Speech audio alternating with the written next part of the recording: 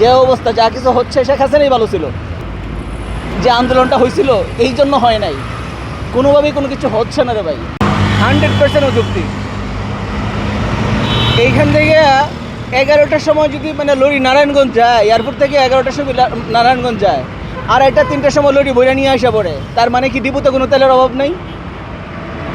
অভাব হয়েছে শুধু পাম্পে। মানে আমাদের জীবনটা একবারে পুরোপুরি তস্তস হয়ে গেছে ভাই। এই মানে 1 লাভে 20 টাকা করে বাড়াইলো কেন? আজকে মানে এই দীর্ঘ লম্বা লাইন বাড়ানোর কারণেই মানে লম্বা লাইনটা হইতেছে। আজকে যদি কমায় দিত, তো যারা মজুত করছিল তারা চিন্তা করলো আর লাইনে দাঁড়ানোর দরকার নাই। রূপায়ণ lake castle, welcome to the land of piece. কথাটা বুঝতে পারছেন? আজকে যদি কমায় দিত তাহলে আর মানে লাইনে দাঁড়ানো হইতো না। আজকে বাড়াইয়া দিছে, এখন দেখবেন যে আরও হইব।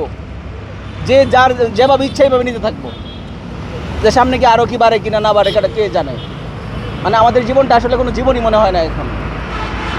ওই যে একটা কথা বলে না, অধিকাংশ মানুষ আমরা রাস্তাঘাটে যখন যাই, বাজারে ঘাটে যাই, তখন বলে কি যে অবস্থা যা কিছু হচ্ছে শেখ হাসিনাই ভালো ছিল। মানুষ এই ধরনের কথা বলে, কষ্ট লাগে অন্তরে খুব। যে আমরা এই জন্য মানে ওই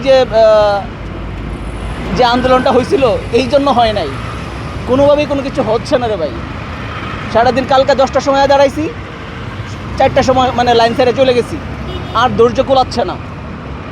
আজকে আবার দাঁড়াইলাম, জানি না কটার সময় তেল পাবো। আজকে তো আবার 20 টাকা বেড়ে। আজকে আবার 20 টাকা বাড়তি। মানে আমরা তো মানে জনগণ, আমরা হচ্ছে মরিচের মতো, পাটা শিলে ঘষাঘষি করবো, আমাদের মরিচের জীবন শেষ।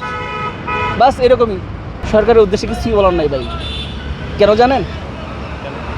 আমরা যতটুক জানি প্রেসিডেন্ট জিয়াকে জানি, খালেদা জিয়াকে জানি। এখন ওই হিসাবে ওই তাদের মতাদর্শের মানে বিষয়টা যদি তারা মানে আমাদের বর্তমান যে সরকার সে যদি না দেখে, যে বাবা এবং মায়ের অবস্থাটা যদি উনি ধরে না রাখে, কিচ্ছু করার নাই। পরিণাম কি হবে? মানে মানুষের এখন কিন্তু খোলা মাইন্ডে কথা বলে, পরিণাম ভয়াবহ হবে ভাই। পরিণাম খুব ভয়াবহ হবে, সরকারের হবে।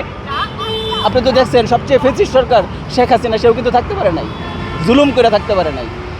এখন যদি এইভাবে জুলুম করে মানুষের উপরে, তা আমি জানি না এর পরিণাম কী হবে। খুব খারাপ কিছু হইতে পারে।